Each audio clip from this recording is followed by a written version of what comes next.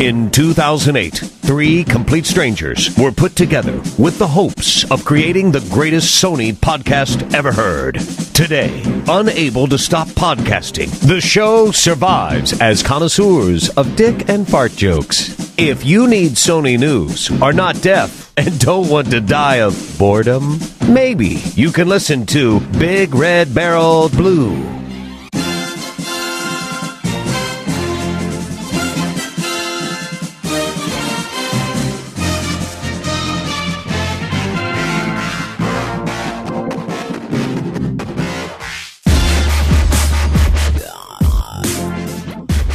Welcome, everybody, to episode 5 of the BigRedBarel Blu Show, the PlayStation podcast.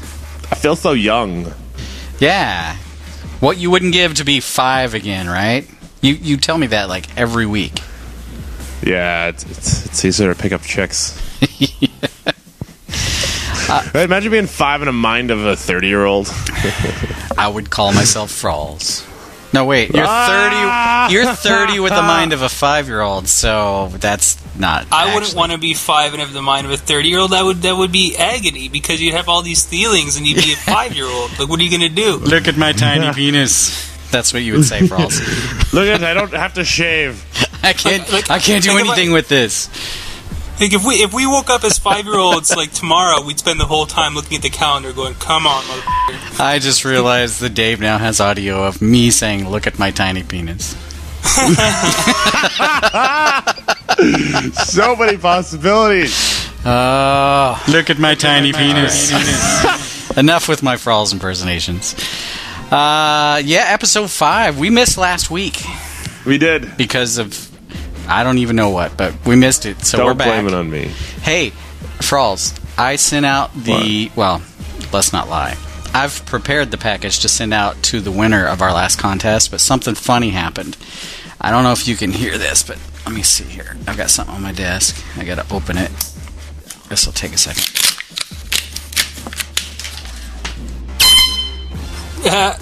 You know what that is? That is what I like to call the second air horn that listeners have sent me.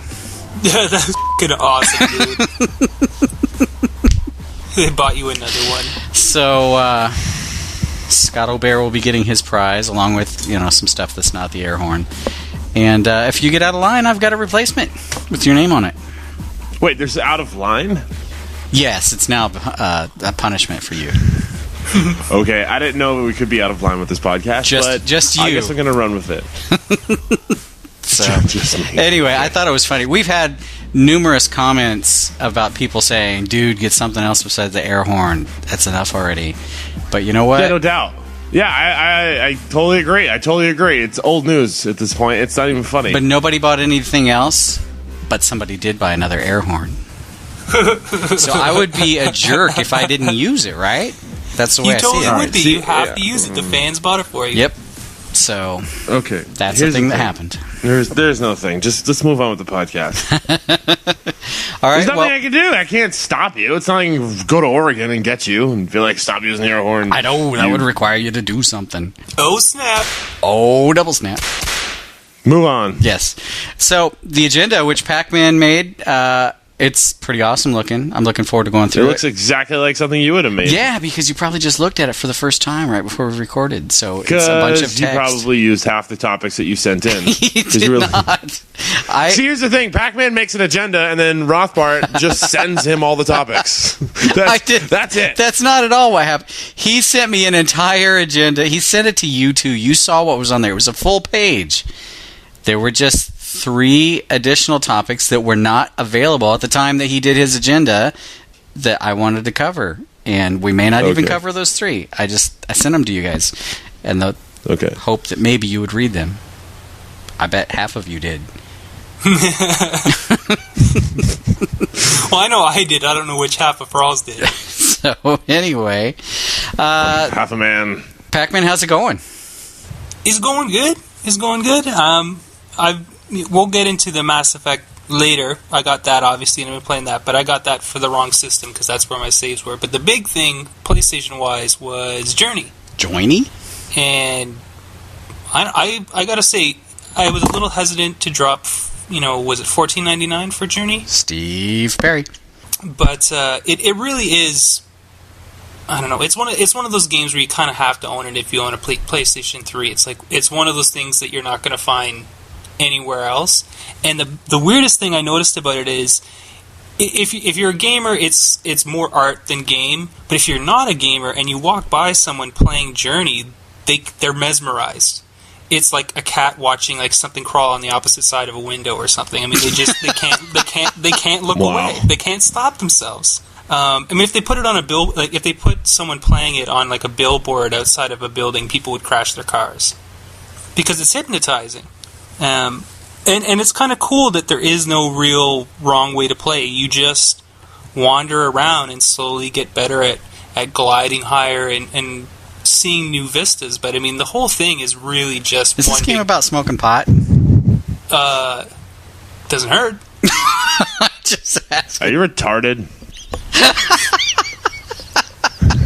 I mean, the only thing about Journey is it's kind of hard to describe to someone. It's just one of those things you got to experience and play for yourself. But I mean, if you're one of those people who couldn't stand playing any of their previous games, or any of the artsy type stuff like Flower or any of that stuff, maybe Journey's not up your alley. But I think it is a step above the sort of existential, flowery type stuff that they did before. So you think this, if you had to guess, if you had to pick, would you say this is their best game yet? Oh, easily, yeah. Oh, cool. Yeah. I mean, it's the kind of game that you could even see like a hipster art museum put up on their wall just running. Wow, that's how much is this game? $14.99. Actually, if you're on PlayStation Plus, it's cheaper, I believe. I think that might actually be with the discount. Oh. Actually, no, it should be $14.99, and it's probably cheaper with PlayStation Plus. Yeah, I think that is the case. Anyway, on the agenda, it says that I should mention having the PlayStation Vita a few weeks after it launched. What do I still feel? I beat Uncharted. I played a bunch of Hot Shots Golf, and then I got really busy at work, and then that ended, and I haven't picked up my Vita since. Wow, good purchase. This week, no, I think that's less than a week. So, this week I was really tempted to buy Unit 13, and I'm debating whether, if I bought it, that I would want to get the game card or if I'd want to download it. And I realize launch shooters usually are not representative of the shooters that are going to be on the platform, but I really did like the demo, and I'm leaning towards getting it. And some of the buzz from like real people that I've seen post about it say they like it, so I probably will end up getting it. I haven't scouted out any sales yet to see if somebody's got it on cheap. But Unit 13? Yep. Or your 13th unit? Nope. Yes. Nope. Well, I mean, it will be nice just to have a current shooter for a handheld that uses two sticks. And they've really broken it up with their missions to bite-sized chunks of gameplay. So that part is pretty cool. So anyway, we should get on to this agenda. We have agendas. We have 2 weeks worth, right? We do. Cool. I suppose. Yeah. It works. Well, since PacMan made the agenda, the first item on the agenda is about a PlayStation Move game. That's going to be about Max Payne 3. It is not Max Payne 3. That does not support PlayStation Move that we know of. I'm pretty sure it won't at all, but maybe it will. We're talking about Sorcery, a.k.a. Harry Potter, on the PlayStation. Wow. That's a good topic. And I like how he writes the agenda for us, and then that line ends with motion control. Word. All right. You just ghettoize this thing. And all he's got I could hear him giggling. That's all I could hear.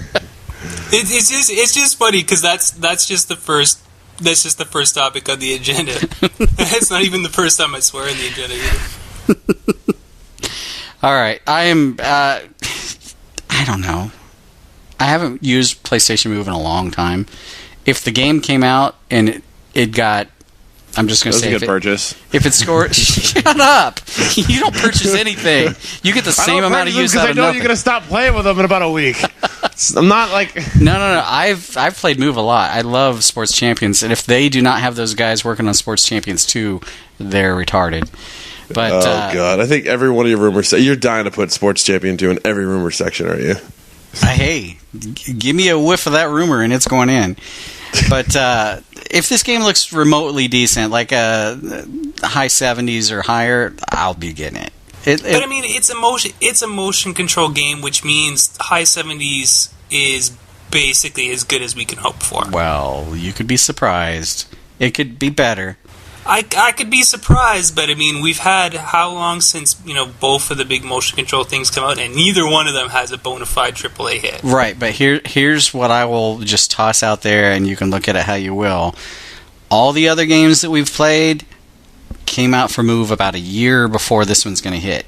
So that means they've had a lot of time of stuff that we haven't seen to tweak on this thing. So they knew we could do Sports Champions at launch. They knew we could do iPad with Move support almost at launch.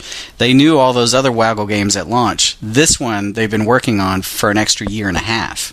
So yeah, they did push it back, and it would be cool if Sorcery turns out awesome and Connect Star Wars turns out to be the abomination that we already know it is. Oh, Cantina dance mode.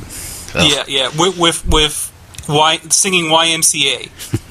Like how much do they want you to believe that you're not in Star Wars? They're like, yeah, sing YMCA, whatever.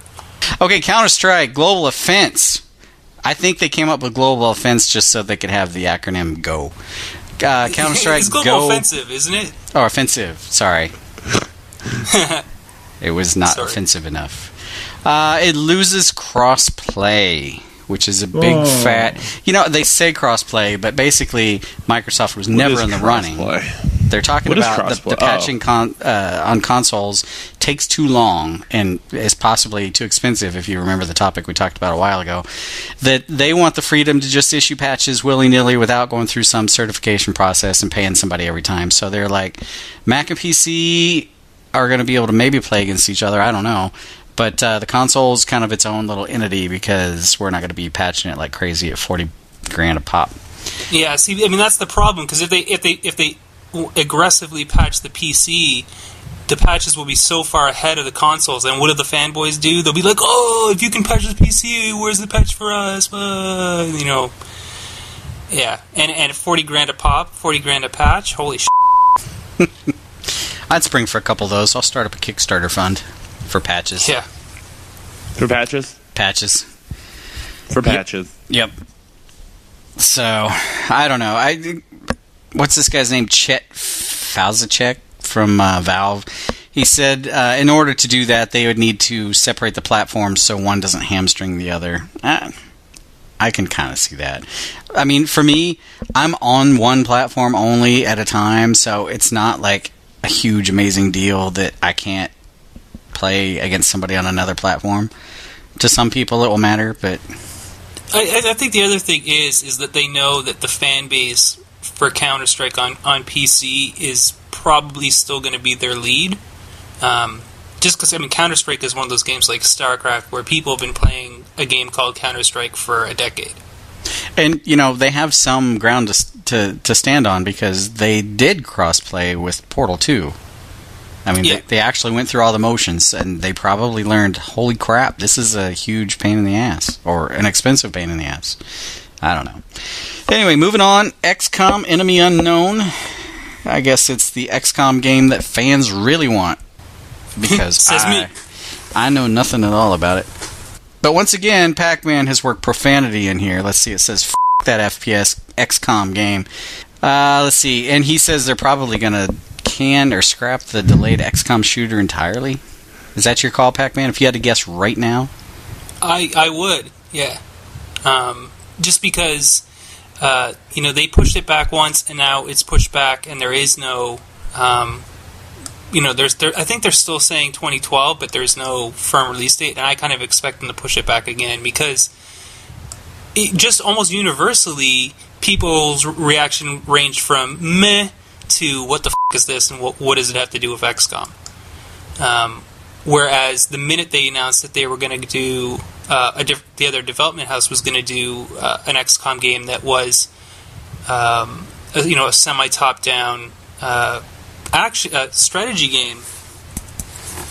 Semi turn based. I mean, that was the game that everyone wanted, and they wanted it to be modern too. And if you look at it, at the videos for the new XCOM Enemy Unknown, it's got that sort of top down turn based feel to it. But when you have your action and your shooting, there's still cover mechanics, and the camera still pans down into good looking graphics with guys doing special moves and special powers.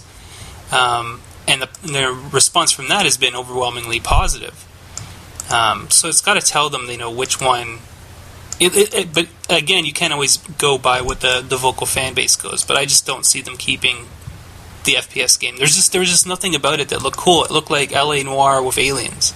When you're playing cards and you're playing poker or something and you're betting and you kind of have a crappy hand, but you don't want to get out of it, and then all of a sudden you get raised. Kind of like the show. And pretty soon you have a substantial investment, but if you fold, you just lose all your money, whereas if you keep going and there's a possibility, you can bluff your way into some money. I kind of feel like that's what some of these game developers do. They're like, we know this sucks. We know this sucks. We've put a lot of money and a lot of time into this, but if we put a little more money and a little more time and release it, we'll get something back. But if we just walk away today, we lose everything. I feel bad for the PR people that have to pull, because they know it sucks too. Oh, yeah, they got to toe the line. They have to walk in with a smile on their face, talking up all this, how shiny the turd is, how perfectly shaped the turd is, what an awesome specimen of the turd is, the technical specs of the turd, without talking about the fact that it's a turd. Anyway, that'd be a crap job. Turd. Assassin's Creed 3, American Revolution timing. Booyah! What the hell? Let's scalp some redcoats. I hate that whole series, man. There's just nothing. There's nothing entertaining about the whole going back in time with your ancestors storyline. It just doesn't get me. Yeah, I mean, going back in time and being a lethal assassin and diving off buildings and fighting dudes is just lame. I'm gonna go out on a limb and say people get killed and you get to jump off of high things. Yes, and hide from people when you do bad things, and they immediately forget about you. Tomahawk! You killed like 17 people in a town square. Hide in some hay for about 5 minutes, and everybody will forget. Hey! Pickpocket an entertainer while everybody's watching him. Just walk up behind him. No sense whatsoever. Horrible. Can I make a confession? What? What's that? I own Assassin's Creed 1, You enjoyed Assassin's it. Creed 2, Assassin's Creed Brotherhood, and Assassin's Creed Revelations. I've not finished one, and I've only played one of them. That's talking about a good purchase. You're like awesome with purchasing, man. I know what you're telling me to buy things. No wonder I'm not listening to you. The games get played in my house. It's just I haven't sat down and played them. You know what? I've got one, whatever the third one was, and the most recent one, and on my account. And the reality is, I play them enough, maybe beat the game on like normal setting once, and then I just give them to my little brother, and he plays and gets all the trophies for me. Oh, trophy farming! Wow. Let's talk about this. Yes. How many trophies does PacMan have that PacMan didn't earn himself? Basically anything that's Assassin's Creed is my little brother. Oh, that's all your little brother plays is Assassin's Creed. He never plays Killzone or Killzone 2, huh? No. No Killzone 3? No. No Platinums from your little brother? My brother just likes the games that have history in them. That's not really history, though. That's the Helgans thing. have history. It's like fake history. Helgans have history. All right, let's move on. What else do we have? Wasteland 2. I am interested in something. Since Tim Schafer did his little Kickstarter thing to raise money for Psychonauts, it wasn't even Psychonauts 2, it was some point-and-click adventure. I don't even know if it has a name. But everybody and their brother, or maybe it's just the press is covering this now, and maybe it was always happening, but everybody and their brother seems to say, I've got this great idea. I'm going to put it on Kickstarter. I'm going to raise all this money, and I'm just going to do it. And I'm starting to get sick of it. Although I'm going to flip a little bit, and I'm going to say, if you look up Richard Cheese's entry on Kickstarter, which I don't know if you guys know who Richard Cheese is. He's a like a parody lounge singer. He has some pretty hilarious music. But if you look up Atlas Lounged on Kickstarter and look at the different pledge levels that he has, it is freaking hilarious. If you pledge over $8,239, he and his entire band will play a private concert in your living room for up to 20 guests. I would do that. I would do that and just sit by myself naked and just watch it while eating tater tots. With a tub of Vaseline on the left and tater tots on the right. But Wasteland 2, he did pretty good as well. So, yeah, I'm getting tired of it, but yet I have to almost admire it. Because some of these things, you're basically taking the corporate approval process and just tossing it in the dumpster and saying, look, I just got enough money to make this game I wanted to make. So screw all y'all. By doing gigs at random people's houses. Well, no, he's trying to make a book. But he's not a game developer. Oh, okay, all right, okay, I get it now. But the game developers are doing that. And so the Wasteland 2 guys, what were the games that were based on that? Fallout. Okay, so the Fallout series. Huge series these days, but it was based on Wasteland, and they want to go back and do Wasteland 2. Probably a pretty hard sell to get. Who is it? It's Bethesda? Yeah. That publishes. Yeah, they may not be interested in that game, but these guys are like, we're going to find a way to do it. Now, I'm assuming they have the rights to it, they just didn't have the money, but now apparently they have the money. Yeah, $500,000 in 24 hours. It's not bad. Not bad. Happy for him. I mean, basically the idea is that we get Wasteland 2 would be what Fallout 3 would be if Fallout 3 hadn't been a shooter. That kind of deal. I'm just going to pretend I understood that reference because I never played Wasteland, didn't play Fallout. Man, I know. Misspent youth. I know. All right, let's move on because we have a lot of this super agenda. You wanted to talk about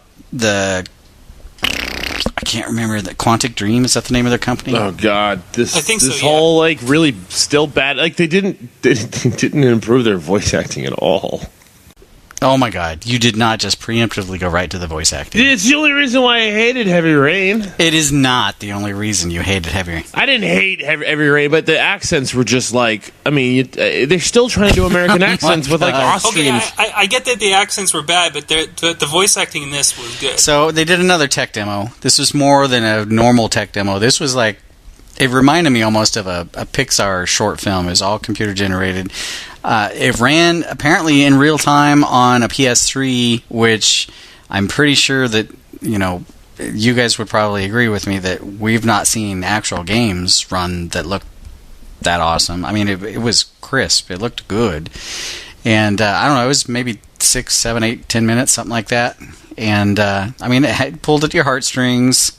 Little robot that didn't realize she was a robot, didn't want to be disassembled, wanted to go be somebody's sex slave for 137 years on her whatever kind of battery she had. I mean, that's really all I took away from it. She was kind of hot. At one point she was naked, but everything was covered up. She admitted that she could perform sexual duties, and she could run without refueling for over 100 years. Cool. I didn't see a price tag. All of which was badass. But I have a Kickstarter fund right now to get me one. Yeah? That's not cheating. And it's on my Amazon wish list. It's not cheating if you can just put it under the bed and turn it off. But anyway, if you haven't seen it, check it out. I didn't like it. I wasn't all that impressed anyway because it was. I mean, I only saw. Maybe they'll do a guy version. Maybe Carl. He can be a sex slave. Don't kill me, I'm alive. What are you doing? So what did you like? What was it? Was it the graphics, the voice, what? What, me? Yeah. No, I think it just looked like almost like just a QuickTime event, like anything else. I think it's not supposed to be a game. Do you call movies QuickTime events? You mean to tell me that I was going to watch Justified, but it looked like a 60-minute QuickTime event on TV. I had to push the power button, and then like an hour later, I had to push the power button again to turn the TV off. God damn it! If you look at it though, like it's just basically using all the CPU power, right? They're just using the PlayStation 3. It was a video running on a game engine. It's a video. Oh my God, Toy Story. I hated that movie. It looked like they used a whole server farm to render that shit. They did use a whole server farm to render that movie. But how is that a bad thing? It doesn't. What does it matter what they used to run it if it ran? You know, like, the games don't look like that. I can't believe we're just impressed. It's nice to see that we can do facial animation. But the thing is that they could. That's the whole point. It's just a stupid tech demo, and we're like, oh my God, that's amazing. No, I've seen Toy Story looks better than that. It really does. It's built in an engine and then released on film, and it's just played somewhere else. That's basically the same exact thing. We're supposed to like be all googly eye over it. I was impressed with the original Heavy Rain demo, but I was not impressed with this one at all. This one looked like they took 2 steps backwards. Okay, well, so since Frawlz doesn't like it, it's basically affirming to the rest of the human race that it's awesome. No. The rest of the human race is... the most people that listen to our podcast are very passive listeners, and they all agree with me. They just don't express it. Oh, yeah. It's true. With my contests. Everybody wants to be in my contest. They just never do it. I'd seen 5 people on Twitter. Really quickly, I want to just mention that Gabe Newell is the 845th richest man on planet I thought you were going to put pounds after that. he has let's see. He's the 845-pound man. He has $1.5 billion net worth. That's US dollars. So PacMan, that's like $3 million or something. I don't know. Exchange rate joke. That's a lot. Could you imagine somebody like that, just one day they wake up, not like any midlife crisis, they're just like, you know what? I want that $1.5 billion. I'm going to sell all my shares tomorrow. And then they just walk away. Nobody does that. It makes you wonder what they're really worth. On paper, they're worth $1.5 billion. I mean, it's still enough to live forever. I'm just trying to like the craziest thing is if you just suddenly had that much money is like what ludicrous thing would you buy first? It's easy. A bathtub full of fried chicken. It was easy. And a mariachi band. I've posted a picture of it online before. That would be day one. I always have 2 warring fantasies about being rich. One is to get a fleet of really, really one-of-a-kind supercars and play chicken with them. And the other is to get my own UFC ring and make supermodels fight till they ain't pretty no more. Wow. All right, don't have sex with them. Just fight until you're ugly. It's like I'm going to jerk off in the corner while you 2 guys fight till each other die. So that's yours, Frawlz. Nice. No, that's PacMan. I'm not building an octagon in my mansion for women. You're building one for what? I'm not building one at all. I don't think that's called an octagon anymore. Look at my tiny penis. All right, we have a couple more topics I want to get to and not argue about tech demos and voiceover. One of which is how Sony is fighting back after they got hacked last year. And I don't have all the details down here, like the guy's name, but the guy that took over as their chief security officer, is a new position. He had quite a distinguished history. And I was reading a story about how Sony is approaching this, and there were some interesting things. A lot of, like, a small business, if they're doing security for their company, they'll make sure that they have, a kick-ass firewall, and they'll be running antivirus software, and nothing can get into our network. We don't let strange people hook up to our Wi-Fi. It's protected. Nobody can bring computers in and plug into our network. That's what's called perimeter security. You can probably manage that pretty well if you're in a small business, but if you're a multinational corporation with hundreds of individual computers and networks and thousands of employees, perimeter security is almost, I don't want to say it's worthless, but you cannot stop there. So what they're doing is they're fighting more of the social engineering attacks, and the way that they were describing what they were doing at first made me think, Jesus, I would never want to work at Sony, because what they're doing is they're monitoring their computer usage. They're all the computers across all the networks of Sony. They're monitoring what kind of sites they go to, how much traffic they handle in a day. They're monitoring phones. Who do they call? Who do they email? How often? What kind of data gets sent back and forth, attachment wise. Where do people go with their laptops or things like that. And it just makes it sound like, well, Jesus, you guys got hacked and now you're going to spy the crap out of your employees. And So then I read a little further, and I realized actually what they're doing is they're establishing a baseline of what normally functioning Sony looks like. You know, this is our typical network traffic. These are the people I typically send files to and receive files from. These are the people I typically call.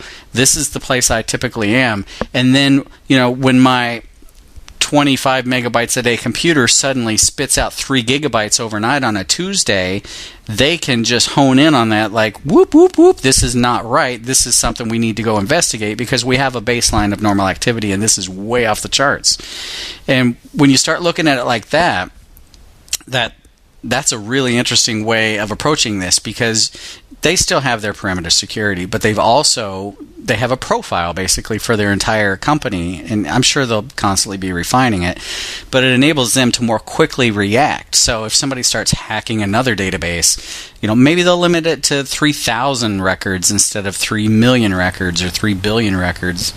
And he's basically a profiler. He's like the Criminal Minds of Sony. That's one of the ways that they're approaching it. And he said he's fought, what did he call it? City state? No, there's a phrase that he used. But basically, there's two kinds of hackers. There's the kinds that want to come in and screw you up so they can benefit financially from it. And then there's the kind like that Sony had to deal with last year with Anonymous and Lulzsec that come in. They just want to mess stuff up. They just want to screw with stuff, deface it, shut it down. And that's what he says today's biggest threat is. And, if a company blindly relies on some abstract thought of, all of our firewalls are good, all of our antivirus is good, and they lull themselves into comfort over that being their security, they're going to be a lot less a lot more relaxed, and they're not going to notice, that machine over in the corner, that hard drive light's been on solid for 6 hours now. What the hell's going on? So I think it's a smart move, and on that size of a network and infrastructure, you have to almost do something like that because you can't. If I was in charge, I can't monitor the workstations in Singapore or Australia or New Zealand or any place like that. So it was an interesting read. He's going to have to do something. You and I were talking before the show. I was like, no matter how much that guy's getting paid, I wouldn't take that job. Yep. He is. I'm sure the chopping block is in his sight at all times. He never is allowed to get too far from it. When he got that job, they gave him a hat with a target on the top of it. No beheadings in, and then they have a little sign with the flippable numbers, and they're up to like 60 days now. But anyway, are you still awake, Frawlz? Barely. Well, this next one is one of the ones I added after the agenda was done. Actually, the last one was too. But last year, we had quite a few episodes about the hacking that Lulzsec did. And then they just kind of shut down and went away. Well, all hell broke loose this week when the veil was lifted over what really happened. And it's quite an interesting tale. And I remember your buddy... Latin Legacy said he thought he knew who one of the guys was in New York. Well, it turns out he very well may have. That's awesome. Sabu was his code name, but his real name was Hector Monsignor. I don't know how to say his last name. Monsignor. Well, to give him a shout out. Yeah, shout out to Sabu. Asswipe. He got arrested in June of 2011, which basically means we were still talking about their escapades, and this guy was busted. So what happened was he got caught red-handed, and he flipped on all of his other partners. So all the other guys in Lulzsec, he's just like, holy shit, you guys got me. What can I do to minimize what my anal probing in federal prison? So he pleaded guilty to 12 counts of hacking, bank fraud, ID theft, and he was facing over 122 years in prison by the age of 27. That's a lot of federal pound me in the ass prison. Yes. So with the plea deal, he's facing a minimum of 2 years in prison, which is, nothing. 120 years shorter than what he was potentially looking at. Still a lot of anal terrage, but not 122 years of it. Yeah, a lot could go on in 2 years, I would imagine. And his plea deal did not include any criminal tax protection, so if he crossways with the IRS, they're still free and clear to go after him. And he certainly did. Yeah, I'm sure he did, yeah. If he's paying his bills with stolen money, yep. The IRS is on your ass. So he confessed to taking part in the distributed denial of service attacks on PayPal, MasterCard, Visa, attacked machines in Tunisia, Algeria. He admitting to defacing the PBS website, which I think they put porn on there. Awesome. That's funny. Yeah, attacking Sony Pictures website. They attacked InfraGard Atlanta, as well as HB Gary, which was the security firm going after them, and one of the Fox websites. And he admitted he knew the whole time that it was illegal. He was paying bills with stolen credit card info. He was ordering car parts to be sent to his house fraudulently. Of course, the New York guy's ordering car parts, right? Like the people in the foreign countries are probably just feeding their family. He's ordering rims. He was lived in a 6th floor apartment in public housing in Manhattan. Oh wow! Apparently, he was a horrible neighbor. Up really late, kids running around the house 3 and 4 in the morning. Numerous people. His downstairs neighbor said one time, they pounded on the roof or the ceiling with a broom, and so he organized the entire party upstairs to jump at one time. Would have been hilarious. That would be really funny. The whole house falls in. Anyway, sorry, that would be funny. So the judge asked him how he was able to take over these people's bank accounts, and this was an interesting thing that I'm surprised that they let out. Basically, he did a search on Google for PDFs related to TurboTax, which contained every piece of information he needed to assume these people's identity for banking purposes. Wow. Oh, bravo. And now that his cohorts are arrested, this information is no longer, top secret. But if ever there was a guy that needed to watch his digital back for the rest of his life, it's this guy. Because Anonymous hates what these guys did with their offshoot stuff.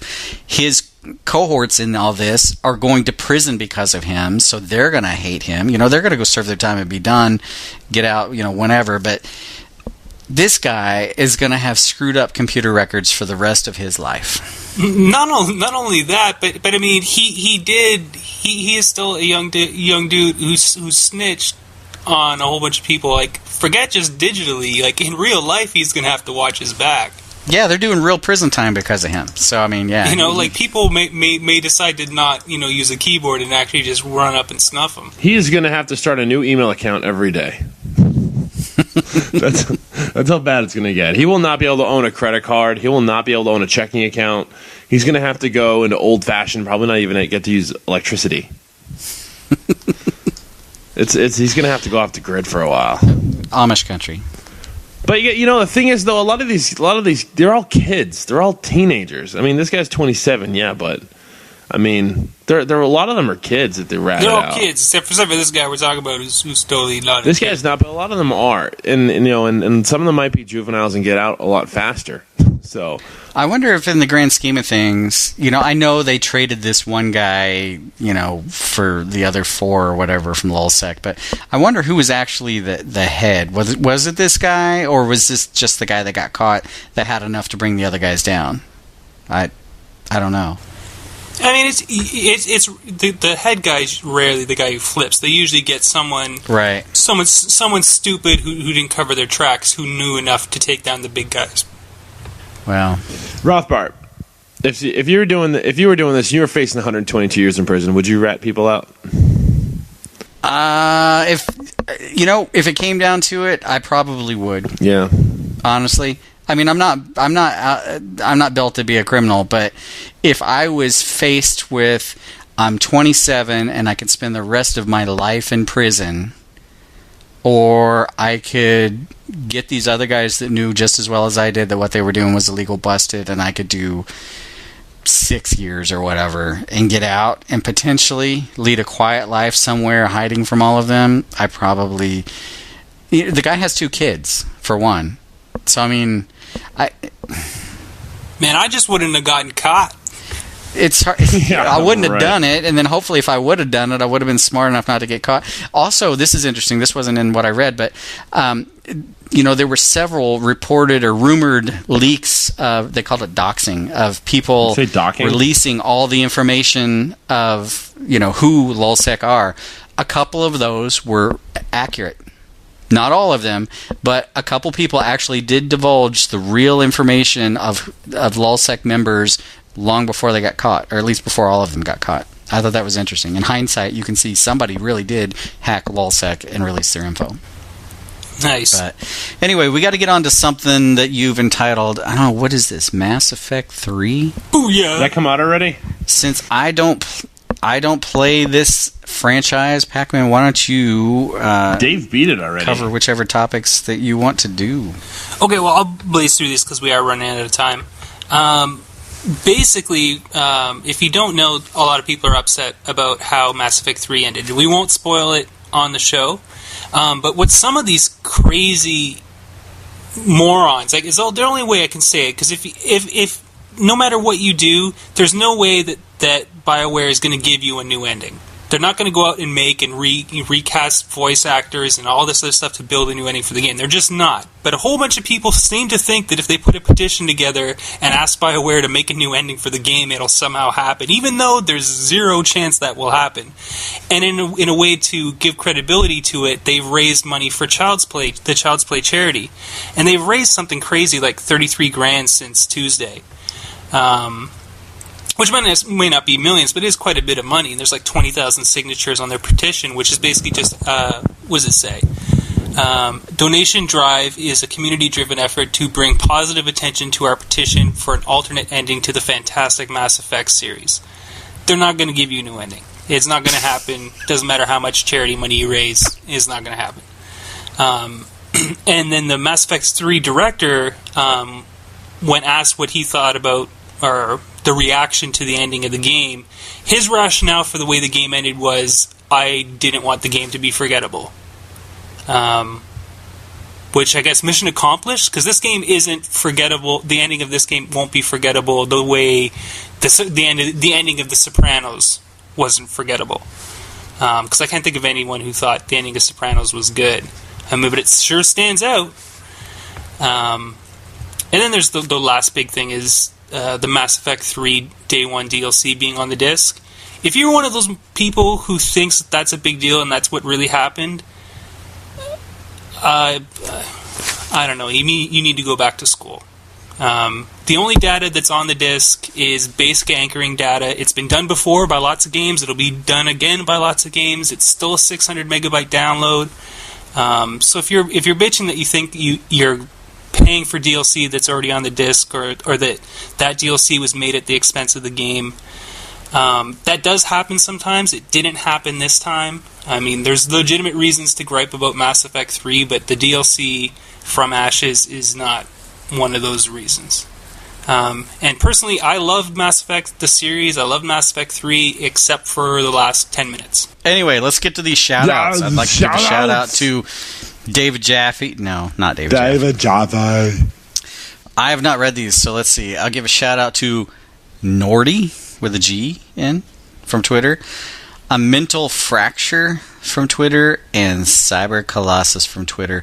I'd also like to give a shout out to Kara for her voice acting, and what? And boobies. And of course, boobies. That always goes without saying. I'm a fan. It was messed up when they're starting to disassemble her, and she was like sort of half naked and crying. Like that was just wrong. No disassemble. No, wait, I'm alive. You are? Wait, that's weird. Oh, okay, just go. Like, all right, awesome. Yeah. No, I mean, you better behave. Yeah. Don't tell anybody I did this. It's so stupid. Such a dumb idea. All right, I want to give a special thanks to Monkey Spunk from BigRedBarel, down to Fortix, right? From Twitter. Mistrust90 from the Twitters. Also want to give a special thanks to Thin King from the Twitters, and Andrew Cook from and Twitters Amy from too. the Postal Service. Oh god, that thing's freaking dead, dude. That was horrible. I think Amy from the internet's mad at Frawlz because now he's stalking some chick from New Zealand. What? Wait, where are you guys getting that from? Creepy. Sabu hacked into your account. Your Twitter account? All right, yeah, and some chick from New Zealand, whatever. We'll move on. I'd like to give a shout out to Commander Squishface, which is a great name from Twitter. Sleeper Hit 79 from Twitter, and Mr. Rogers. You must be uncircumcised. I think that's a penis reference. It is.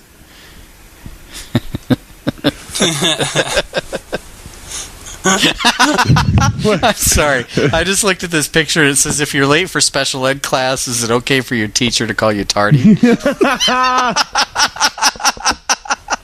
I'm going to hell. Oh,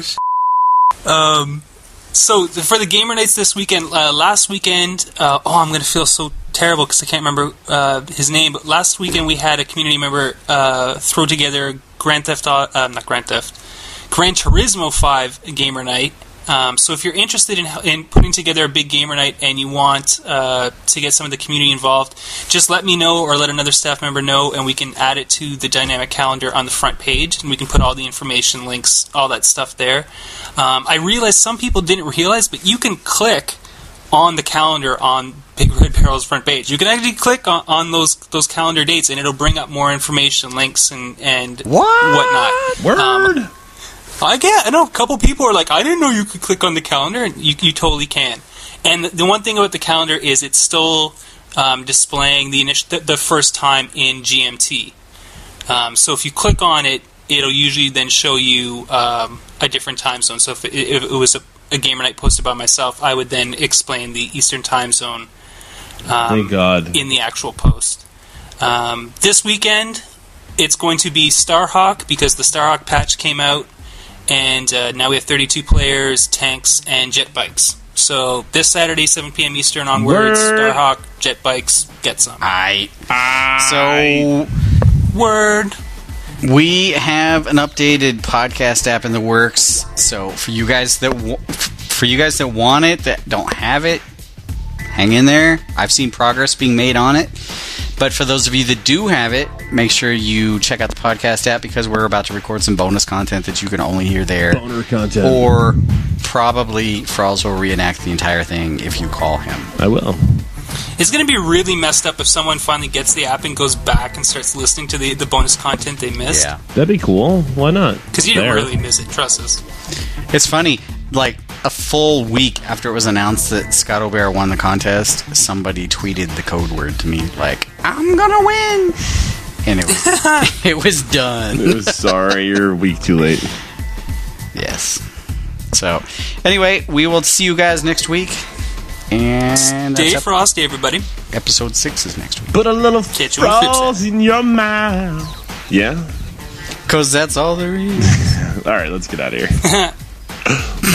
That's what she said. Bye.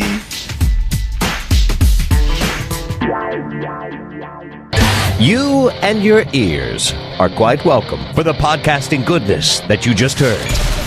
Why not roll on over to BigRedBarel.com for more podcasts, news, reviews, and videos from the biggest, reddest site on the internet, BigRedBarel.com.